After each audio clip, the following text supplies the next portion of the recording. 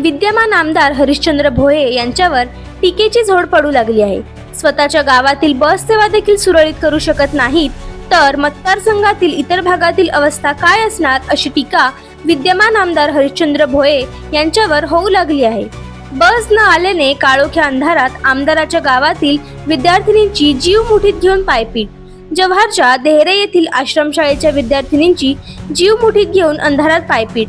आश्रमशाळांमध्ये विद्यार्थिनींच्या झालेल्या मृत्यूनंतर पालघरमध्ये देखील विद्यार्थिनींच्या सुरक्षिततेचा प्रश्न ऐरणीवर। विक्रमगड विधानसभेचे भाजपचे आमदार हरिश्चंद्र भोये यांच्या गावात जाणारी बस न आल्याने विद्यार्थिनींची गैरसोय। राष्ट्रवादी माजी आमदार सुनील भुसारा यांच्याकडून विद्यमान आमदार हरिश्चंद्र भोये यांच्यावर टीकेची झोड। स्वतःच्या गावातील बस सेवा देखील सुरळीत करू शकत नसल्याने मतदारसंघातील इतर भागातील अवस्था काय असेल असा प्रश्न उपस्थित करत भुसारा यांची भोये यांच्यावर टीका। जिल्ह्यातील आजचे लोकप्रतिनिधी फक्त पक्षाचा अजेंडा पुढे घेऊन जाण्यातच व्यस्त।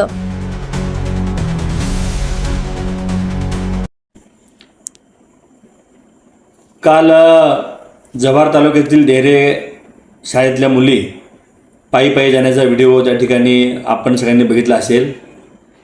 जव्हार तालुका, विक्रमगड, वाडा, जव्हार, मोखाडा या सगळ्याच भागामध्ये पालघर जिल्ह्याच्या सगळ्याच ज्या बसेसची व्यवस्था आहे त्या ठिकाणी स्थानिक जे लोकप्रतिनिधींचं त्या ठिकाणी लक्ष नाही।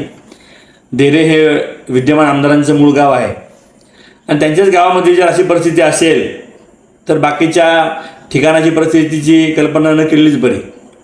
त्यामुळं प्रशासनाला माझी विनंती आहे की आपण तरी माणुसकीच्या दृष्टिकोनातून आपल्याच मुलीबाळींच्या सोयीसाठी ज्या बसेस आहेत त्या वेळेवर चालवाव्या अशी प्रशासनाला विनंती करतो। नाहीतर यामागे मग गंभीर भूमिका आम्हाला घ्यावी लागेल। नेहमीच प्रशासनाला खड्डे भरण्याचा विषय असेल, लाईटचा विषय असेल, शिक्षणाची कुठल्याही बाबी याचा विषय असेल, आम्ही आधी विनंती करतो आणि त्यात सुधारणा झाली तर ठीक आहे, नाही झाली तर मग आमच्या पद्धतीने आम्ही त्यामध्ये मार्ग काढतो। परंतु जे आमदार खासदार आहेत अनेक प्रश्न जिंकून बघितले ना मागच्या काळामध्ये, म्हणजे वाडा देवळीच्या रस्त्याचा विषय असेल, गोरा कंचारचा रस्त्याचा विषय असेल, अनेक रस्त्यांवर खड्डे पडलेले आहेत। माजी आमदार सांगावं होतं हे खड्डे भरा, मग विद्यमान आहे ते कुठं आहे? प्रत्येक वेळेला आम्ही असा प्रश्न विचारायचा की माजी आमदार, विद्यमान आमदार खासदार काय करतात, हे काही बरोबर नाही। आता तुम्हाला लोकांनी निवडून दिलंय, तुम्ही काम केलं पाहिजे ना। फक्त उद्घाटनं करायची मागच्या कामांची आणि पक्षाने दिलेले कार्यक्रम राबवायचे म्हणजे लोकसेवा होत नाही।